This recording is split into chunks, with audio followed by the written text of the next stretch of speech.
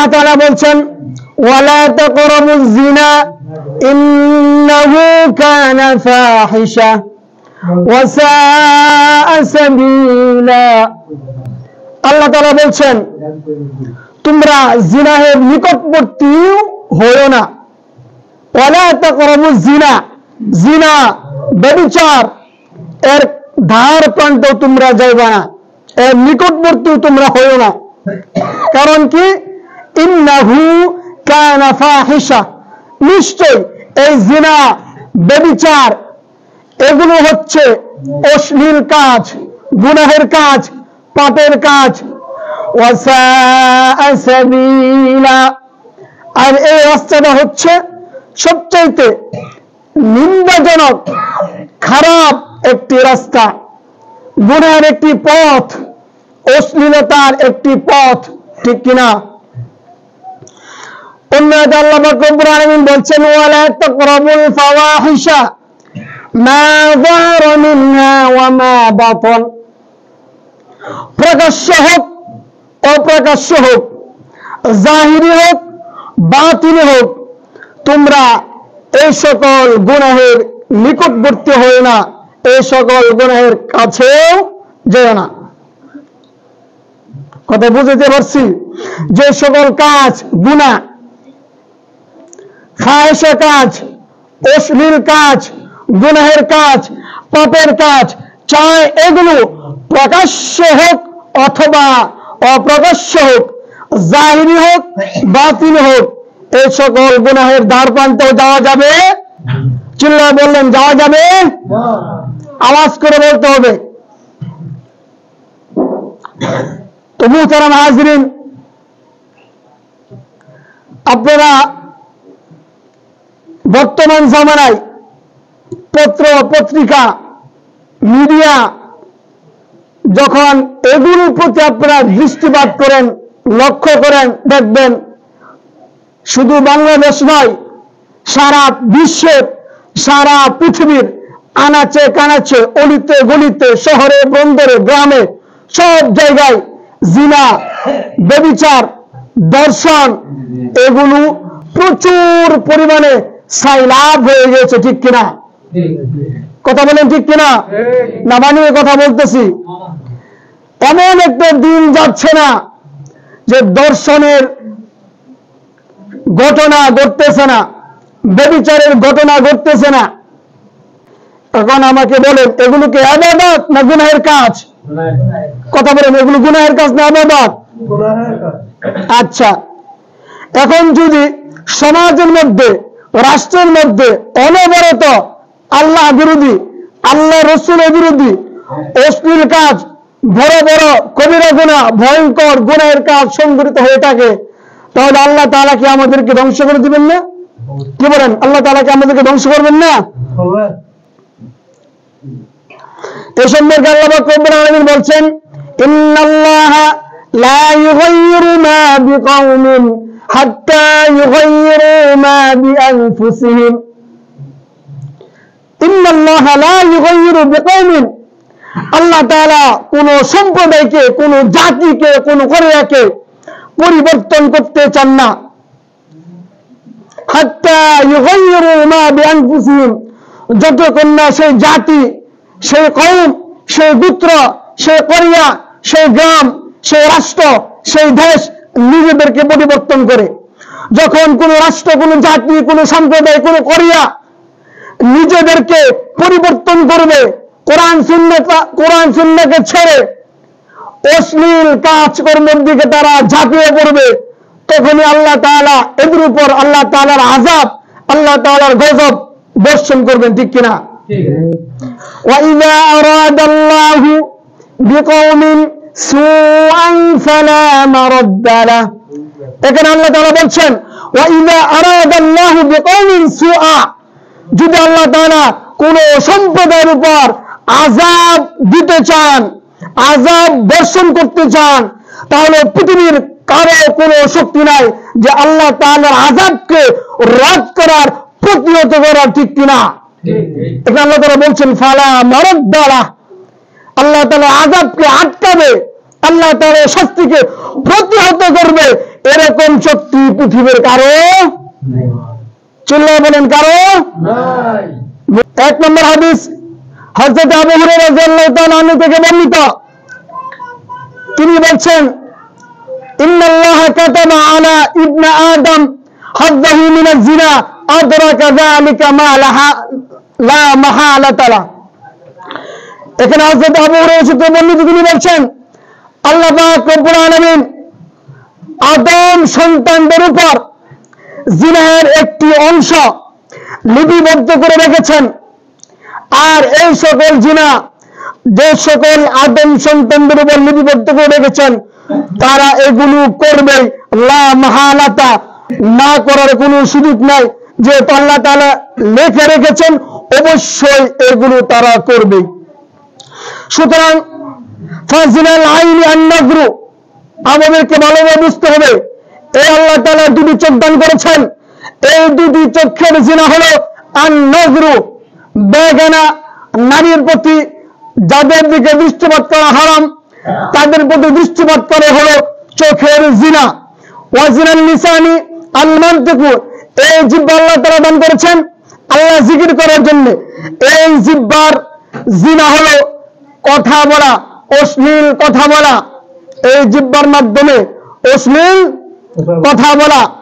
ওয়াল্লাদানে তাসবিহানে, এই দুটি হাত আল্লাহ দিয়েছেন, এই দুটি হাতের জিনা হলো ফাজিনাহুমা আল-বাতশু, এই হাত দ্বারা কোন পর নারীকে, যেগুলোকে আপনার বিবাহ করা জায়েজ, এদের তো পর নারী, এদেরকে স্পর্শ করা, এদেরকে স্পর্শ করার মাধ্যমে আপনার হাতে জিনা সংগঠিত হবে। ওর রিজলানে তাসবিহানে, আর দুটি পা দিয়েছে আল্লাহ তাআলা, এই দুটি পা জিনা করে, সেটা হলো ফাজিনাহুমা আল-মাশি, ওই পা দিয়া হাইটা হাইটা হাইটা জিনাহের কাজের দিকে অগ্রসর হওয়া। ওয়াল ফামু ইয়াজনি, এই মুখ, এই ঠোঁট, এগুলো জিনা করে। ফাজিনাহু আল-কুবলু, চুম্বন করা, ঠোঁট দ্বারা মুখ দ্বারা কোন মেয়েকে, কোন নারীকে চুম্বন করলে সেই চুম্বনটা হবে জিনাহের চুম্বন, ঠিক কিনা?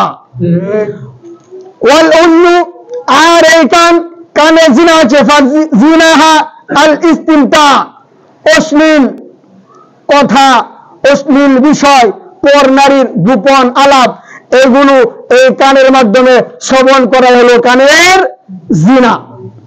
ওয়ান নাফসু তামান্না ওয়া তাশতাহি, আর নফসের জিনা হলো এই অন্তর দ্বারা, এই কলব দ্বারা চিন্তা ফিকির করা, খারাপ জিনাহের চিন্তা ভাবনা, কল্পনা জল্পনা এগুলো করা, আর মনে মনে কি চাওয়া, জিনাহের খায়েশাত জাগ্রত করা।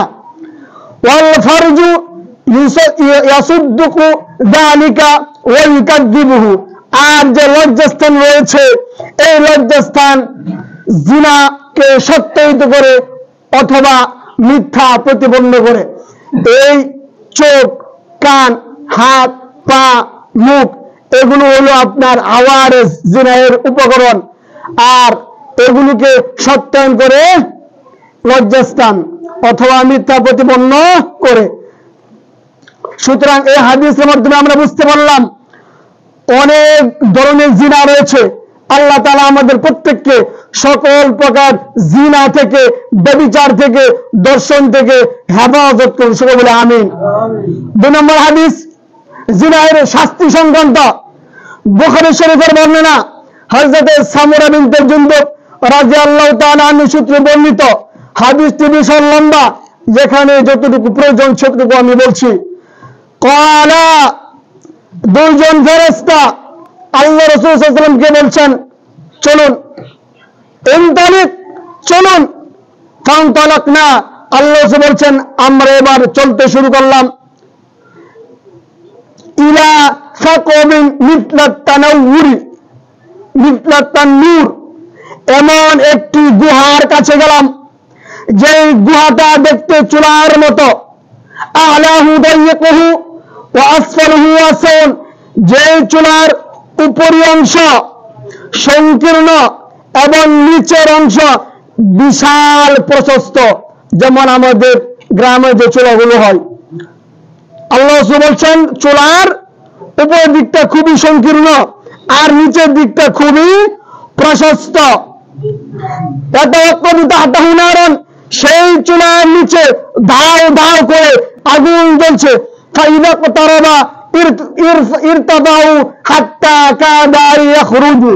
যখন এই চুলার আগুন প্রজ্বলিত হয়, জ্বলতে থাকে, তখন এই চুলার নিচে যে সকল মানুষ রয়েছে এরা উপরের দিকে উঠে যায়, চুলার নিচ থেকে উপরের দিকে উঠে যায়।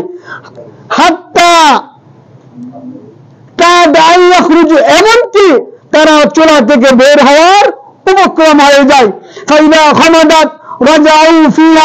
আর যখন আগুনটা একটু নিস্তেজ হয়ে যায় তখন মানুষগুলো আবার চুলার নিচে চলে যায়।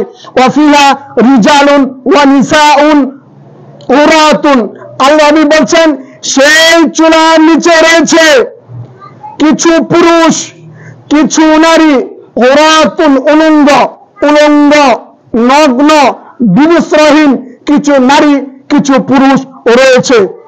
এই হাদিসের শেষ অংশে আল্লাহ রাসূল সাল্লাল্লাহু আলাইহি ওয়াসাল্লামকে দুজন লোক ছিল ফেরেশতা, এটা কিন্তু স্বপ্ন যুগের ঘটনা। আল্লাহ রাসূল সাল্লাল্লাহু আলাইহি ওয়াসাল্লাম ফেরেশতাদেরকে জিজ্ঞাসা করলো, এই যে দুই লোকগুলো দেখলাম নারী পুরুষ উলঙ্গ, চুলার মধ্যে আগুনে জ্বলতেছে, একবার উপরের দিকে উঠে একবার নিচের দিকে নামে, এদের কি কারণে এই শাস্তি?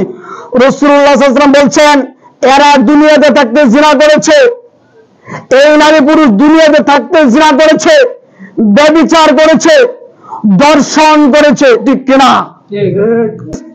3 নম্বর হাদিস, হযরত আবু হুরায়রা সূত্রে বর্ণিত, তিনি বলছেন قال রাসূলুল্লাহ সাল্লাল্লাহু আলাইহি ওয়াসাল্লাম ইযা জানা রাজুলু খরাজা মিনহু আল-ঈমান, যখন কোন ব্যক্তি, যখন কোন মুমিন জিনায় লিপ্ত হয় তখন আল্লাহ তাআলা তার থেকে ঈমান নামক মহা সম্পদ, মহা দৌলত উঠিয়ে নেয়। কানা আলাইহি কাযুল্লাতি, তার উপর ঈমানটা তার মাথার উপর ছায়ার ন্যায় ঈমানটা ঝুলতে থাকে, ঝুলে থাকে। ফাইদান কতা রাজা ইলাইহি আল-ঈমান, অতঃপর যখন এই খারাপ কাজ থেকে, জিনা থেকে, ব্যভিচার থেকে, দর্শন থেকে সে ফিরে আসে তখন আবার ঈমানটা ফিরে আসে। কত বড় ভয়ঙ্কর হাদিস শোনাইতেছে আপনাদেরকে। হাদিস নাম্বার 4, হযরত আবু হুরায়রা সূত্রে বর্ণিত, তিনি বলছেন قال রাসূলুল্লাহ সাল্লাল্লাহু আলাইহি ওয়াসাল্লাম, আল্লাহর হাবিব বলছেন মান জানা আও শারিবাল খামরা নাযা আল্লাহু মিনহু আল ঈমান, যে ব্যক্তি জিনা করে অথবা মদ্যপান করে আল্লাহ তাআলা তার থেকে ঈমানকে ছিনিয়ে নেন, ঈমানকে বের করে নেন। কামা ইয়াখলাউল ইনসানু আল কমিসা মিন রাসিহি, যেমন ভাবে মানুষ তার মাথা থেকে জামাকে টেনে বের করে নেই। আমরা যখন জামা খুলি তখন মাথার দিক থেকে টেনে বের করি না? কি বলেন? টেনে বের করি না মাথার দিক থেকে? এজন্য মদ্যপান করলে, জিনা করলে আল্লাহ তাআলা ঈমানটাকে এমন ভাবে বের করে নেই যেমনি ভাবে মানুষ তার মাথা থেকে তার জামাটাকে টেনে হেঁচে বের করে নেই। হাদিস নাম্বার 5, ইন্না মিন আশরাতিস সাআতি আও ইয়ারফাল ইলমু ওয়া ইয়াথবুতাল জাহলু, এখানে বলছেন কিয়ামতের আলামতের মধ্যে থেকে একটি আলামত হলো ইলমকে আল্লাহ তাআলা উঠিয়ে নেবেন, ইলম উঠে যাবে। ওয়া ইয়াথবুতাল জাহলু, অজ্ঞতা, মূর্খতা সর্ব জায়গায় ছেড়ে যাবে। ওয়া ইশরাবাল খামরু, প্রচুর পরিমাণে মদ্যপান করা হবে, শরাব পান করা হবে। ওয়াযানু জিনা, আর প্রচুর পরিমাণে জিনা, ব্যভিচার, দর্শন এগুলো সয়লাভ হয়ে যাবে, প্রচার প্রসার ঘটবে। এগুলো হচ্ছে কিনা বর্তমানে? বলেন, কথা বলেন, এগুলো হইতেছে কিনা?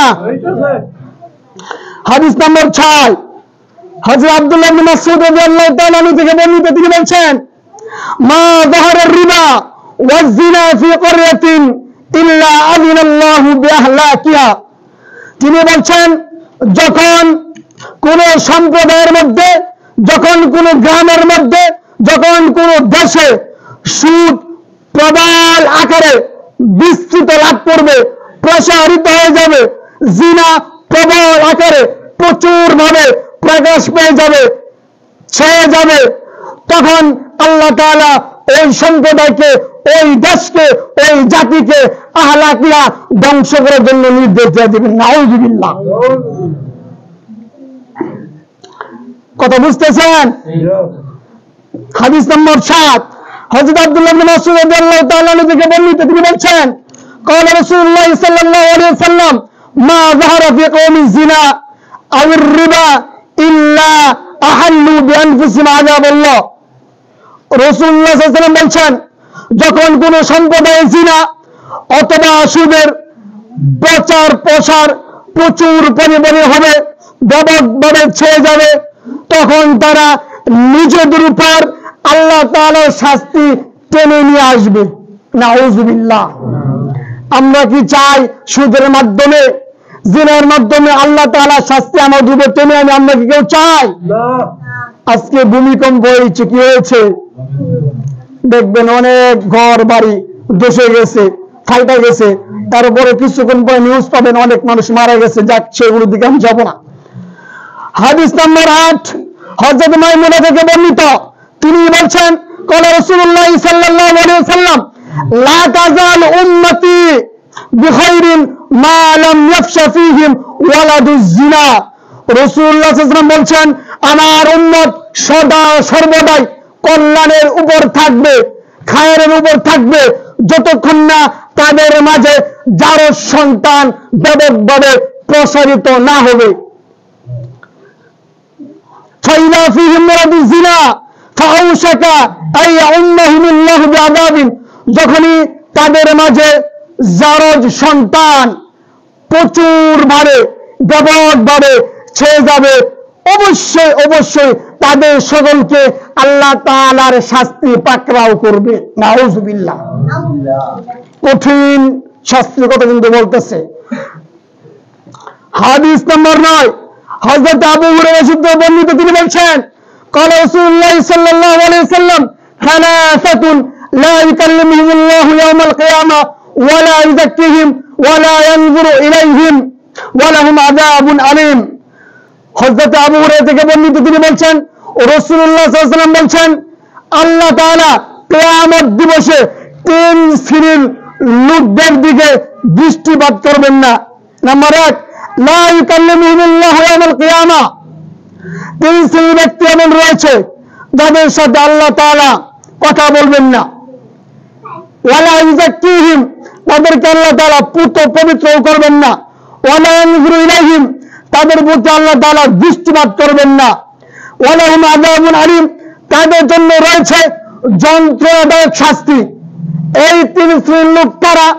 ভালো করে বুঝেন। নাম্বার 1, শাইখুন জানিন, বৃদ্ধা জিনাকুর, বয়স্ক হয়ে গেছে, বুড়া হয়ে গেছে, মুরব্বী হয়ে গেছে, এরপরে ওরা জিনা করে। তো বৃদ্ধা জিনাকুর, এদেরকে আল্লাহ তাআলা এদের সাথে কথা বলবেন না, এদের দিকে দৃষ্টিপাত করবেন না, এদেরকে আল্লাহ তাআলা পবিত্র করবেন না। 2, ওয়ামালিকুল কাযযাব, মিথ্যাবাদী শাসক।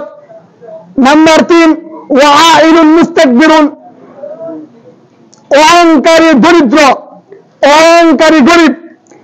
এই 3 শ্রেণীর লোকদের সাথে আল্লাহ কথা বলবেন না, আল্লাহ তাআলা দৃষ্টিপাত করবেন না, এদেরকে আল্লাহ তাআলা পবিত্র করবেন না। হাদিস নাম্বার 10, হযরত আব্দুল্লাহ ইবনে যায়েদ থেকে বর্ণিত, তিনি বলছেন, আমি আল্লাহর রাসূল আল্লাহর হাবিব সাল্লাল্লাহু আলাইহি ওয়াসাল্লামকে এই কথা বলতে শুনেছি, ইয়া বাগায়াল আরব, ইয়া বাগায়াল আরব। অন্য রাওয়ায়াতে আছে ইয়া নাআয়াল আরব, ইয়া নাআয়াল আরব, হে আরবের মরণ, হে আরবের মরণ। ইন্না আখওয়াফা মা আখাফু আলাইকুম, আমি সবচাইতে বেশি তোমাদের উপর যে ভয়টি করছি সেটি হলো আয-যিনা, ব্যভিচার, জিনাহের ভয়, ওয়াশ-শাহওয়াতাল খাফিয়া, এবং গোপনে পাপ, গোপন কুপ্রবৃত্তির ভয় সবচাইতে বেশি আমি তোমাদের উপর করছি। হাদিস নাম্বার 11, হযরত আব্দুল্লাহ ইবনে বুসরি থেকে বর্ণিত, তিনি বলেন, ইন্নাজ-যুনা তাশতাইলু উজুহিহিম নারন, ব্যভিচার যারা করবে, যারা জিনা করবে, এদের চেহারা কিয়ামতের ময়দানে আল্লাহ তাআলা আগুন দ্বারা প্রজ্বলিত করবেন। আল্লাহ তাআলা তাদের চেহারা, জিনাখুরদের চেহারা, দর্শনকারীদের চেহারা, ব্যভিচারকারীদের চেহারা আগুন দ্বারা জ্বালিয়ে দিবেন, আগুন দ্বারা আলোকিত করবেন। কত ভয়ঙ্কর হাদিস! অনেকে ঘুমাইতেছে, ভালো লাগতেছে না হাদিসগুলা। এগুলো আমি রিসার্চ করে, এগুলো আমি গবেষণা করে, চিন্তা করে, ফিকির করে, তাহকিক করে লিখেছি, যাতে করে সম্প্রদায়ের প্রত্যেকটা লোকের জন্য, শিশু থেকে নিয়ে বৃদ্ধ পর্যন্ত তারা সচেতন হয়ে যায়, তারা নিজেদেরকে ইসলাহ করে, সংশোধন করে। এই জন্য লিপিবদ্ধ করেছি। আপনারা যদি ঘুমিয়ে থাকেন, কাদেরকে আমি শোনাবো? কথা বলেন, ঠিক কিনা? হাদিস নম্বর 12, ইন্নাল্লাহা ইয়াদনু মিন খালকিহি ওয়া ইয়াগফিরু লিমান ইস্তাগফিরু। আপনারা সকলে জানেন, হাদিসের মধ্যে রাসূল বলেছেন, আল্লাহ তাআলা প্রত্যেকদিন এই আমরা যে আসমান দেখতে পাই, এখানে আল্লাহ তাআলা চলে আসে, মানুষদেরকে ডাকতে থাকেন, কার কি দরকার তোমরা আমার কাছে চাও, আমি তোমাদেরকে দান করব। সেখানে বলতেছে যে আল্লাহ তাআলা তার সৃষ্টিকুলদেরকে ডাকতে থাকেন, আহ্বান করতে থাকেন, ফায়াগফিরু লিমান ইস্তাগফিরু। অথবা আল্লাহ তাআলার ডাকে যে ব্যক্তি সাড়া দেয়, সাড়া দিয়ে বলে, আল্লাহ আমি জীবনে অনেক গুনাহ করে ফেলেছি, ভুল করে ফেলেছি, অন্যায় করেছি, আপনি আমাকে ক্ষমা করে দেন। আল্লাহ তাআলা ক্ষমা করে দিবেন। তবে ইল্লা লিবাগি বিফারজিহা আও আশার, যে তার লজ্জাস্থানকে ব্যভিচারের মধ্যে নিমজ্জিত করেছে, যে তার নিজেকে খারাপ কাজে, অশ্লীল কাজে, জিনাহের কাজে মশগুল করেছে, তাকে আল্লাহ তাআলা কখনো ক্ষমা করবেন না। নাউযুবিল্লাহ। হাদিস নাম্বার 13, হযরত বুরায়দা থেকে বর্ণিত, তিনি রাসূলুল্লাহ সাল্লাল্লাহু আলাইহি ওয়াসাল্লাম থেকে বর্ণনা করেছেন, রাসূল বলেছেন, ইন্নাস সামাওয়াতি সাবআ ওয়াল আরদিনা সাবআ লা তালআন্না শাইখাজ জানি। রাসূল বলেছেন, 7 আসমান, 7 জমিন, অন্য রাওয়াতে আছে ওয়াল জিবাল, এবং পর্বতমালা সমূহ, লা তালআন্না শাইখাজ জানি, বৃদ্ধ বৃদ্ধা ব্যভিচারীকে অভিশাপ দেন। নাউযুবিল্লাহ। চিন্তা করছেন? চিন্তা করছেন একবার? 7 আসমান, 7 জমিন, পর্বতমালাগুলো বৃদ্ধ জিনাকুর, এদেরকে লানত দেয়, এদেরকে অভিশাপ দেয়। আল্লাহ তাআলা আমাদের সকলকে হেফাজত করুন, আমিন। ইন্না ফুরুজাজ জিনাতি, আর যারা ব্যভিচার করবে, জিনা করবে, এদের লজ্জাস্থান লা ইউযি আহলান নার, জাহান্নামবাসীদেরকে সবচেয়ে বেশি কষ্ট দিবে। জাহান্নামবাসীরা সবচেয়ে বেশি কষ্ট ভোগ করবে ওই জিনাখুরদের লজ্জাস্থানের দুর্গন্ধের কারণে। জিনাখুরদের, ব্যভিচারদের লজ্জাস্থানের দুর্গন্ধ, এগুলো জাহান্নামবাসীকে সবচেয়ে বেশি কষ্ট দিবে। হাদিস নাম্বার 14, হযরত আবি কতাদা থেকে বর্ণিত, তিনি বলছেন, রাসূল সাল্লাল্লাহু আলাইহি ওয়াসাল্লাম বলছেন, মান কাদা আলা ফিরাশিন মুগিরাতিন, যে ব্যক্তি এমন কোন বাড়িতে গেল, যে বাড়ির মহিলা উপস্থিত কিন্তু স্বামী থাকে বিদেশে, স্বামী বাড়িতে থাকে না, এমন বাড়িতে গিয়া যদি কোন ব্যক্তি বসে, কবাদাল্লাহু লাহু সুবহান ইয়াউমাল কিয়ামাহ, তাহলে ওই ব্যক্তিকে আল্লাহ তাআলা কিয়ামতের ময়দানে বিষাক্ত সাপ দ্বারা চুবল দেওয়া হবে।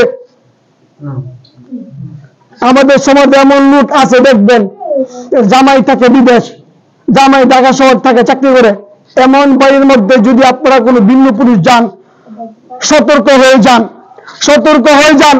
এখন যদি একটা সাপ এনে এখান যদি আমি ছেড়ে দেই চুবল দেওয়ার জন্য, সে কি থাকবে না দৌড় দিবে? কথা বলে, থাকবে না দৌড় দিবে?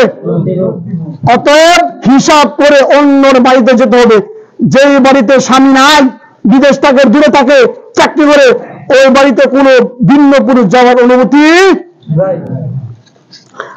দুইটা আছে।